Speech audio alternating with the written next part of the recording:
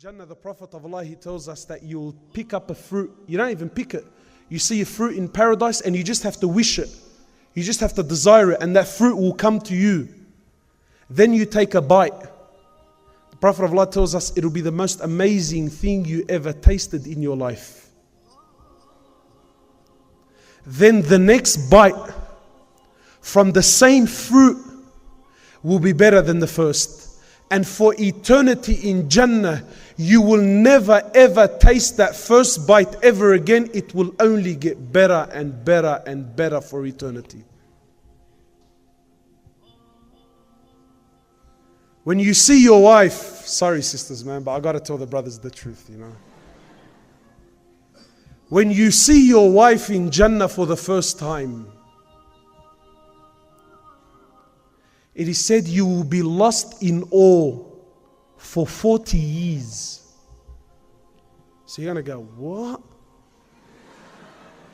For 40 years.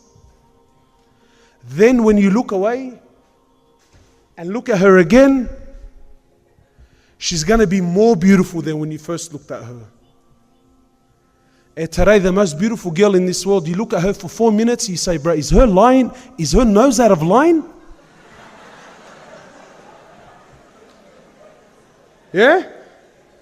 Over there, it only gets better. Over there, she only gets better.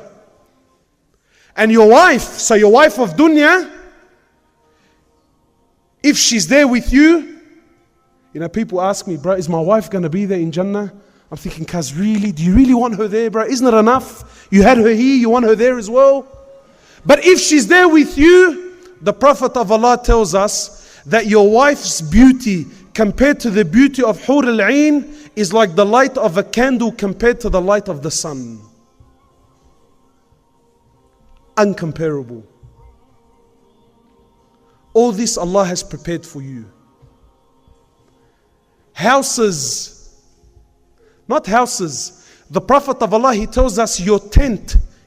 Do you guys have tents? Do you know what a tent is? Yeah? Khayma. Your tent, you know, when you go camping. The Prophet of Allah tells us your tent in Jannah, not your house, your tent in Jannah will be carved out of one single pearl, the height of which is 60 miles high and 60 miles wide. This is your tent. Your palaces in Jannah, their bricks will be made of gold and silver. The mortar that brings the bricks together will be made of musk. All this is for you in Jannah. All this is for those who are holding on, for those who are patient for that little bit in this world. All this Allah has prepared as a reward for you. But you know what's the most amazing thing in paradise? Is in Jannah, Allah will collect us all together, insha'Allah, in Jannah. And Allah will speak to us. Imagine. Authentic hadith. I want you to really, honestly, my brothers, I really want you to imagine this. All jokes aside now. In Jannah, Allah Azza wa Jal, He will gather us all and He will speak to us. And Allah will say to you, my brother and my sister, is there anything more that you want? Is there anything I can do for you? Imagine Allah speaking to you like this. Imagine Allah says to you, is there anything more that I can do for you? So we will say, oh Allah, you saved us from hellfire. You entered us into the paradise. You have allowed us to live forever and ever in your Jannah. You have given us all of these luxuries. Oh Allah, what more could we possibly ask for? So Allah will say, so are you content? We will say, oh Allah, we are so content, there is nothing more we can possibly ask for. Allah will say, then if that is the case, as of this day forward, I promise you that from this day forward, I will never ever be displeased with you ever again. Imagine this, my brothers. Imagine this, Allah Azza wa Jal will never be displeased with you ever again.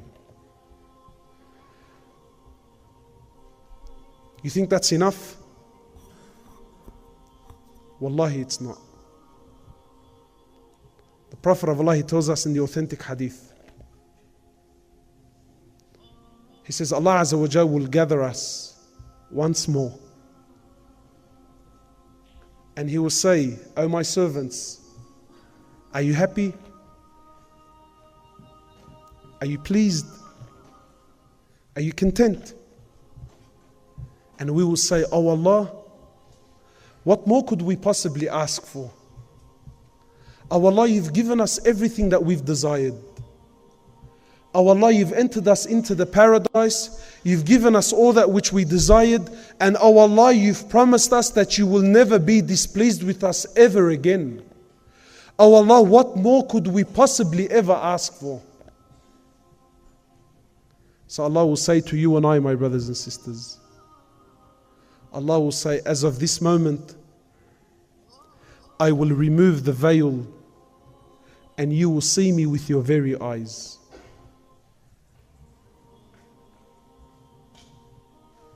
Imagine seeing Allah. So the Sahaba asked, they said, O Prophet of Allah, will we really see Allah with our eyes? So the Prophet of Allah, he says, he points to the full moon. He says to them, do you see the full moon?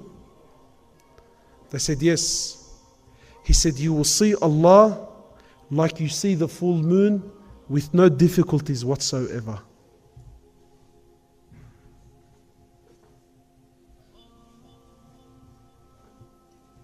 This is the ultimate gift in Jannah, my brothers and sisters.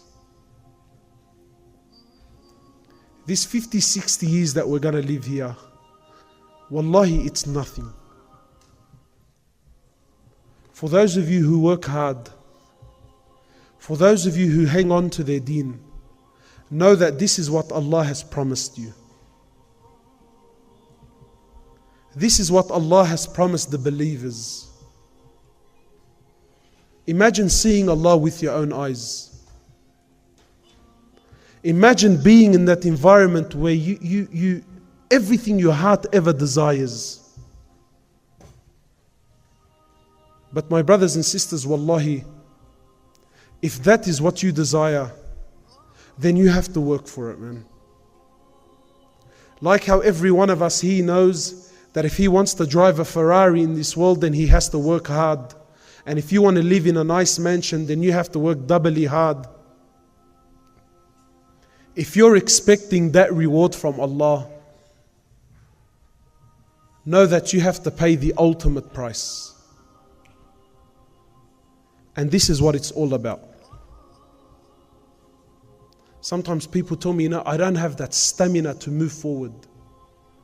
Never forget why you do what you do. When things get tough, remember that I want to see Allah. When things get tough, remember that I want to be of those who live in Jannah for eternity. And this is what drives us, my brothers and sisters. Wallahi, I want to thank you all for allowing me to come. I want to thank the organizers for bringing me here. Wallahi, I've really loved Oslo, honestly. I've really enjoyed it. I believe you people are beautiful, beautiful people. May Allah subhanahu wa ta'ala bless this city. May Allah subhanahu wa ta'ala bless every single one of you. May Allah subhanahu wa ta'ala bring you all closer to the deen. My brothers and sisters, don't waste these 3 days. Don't waste your time. Don't make these things like events that we attend. Make a move in your life, man. Wallahi, don't waste your life.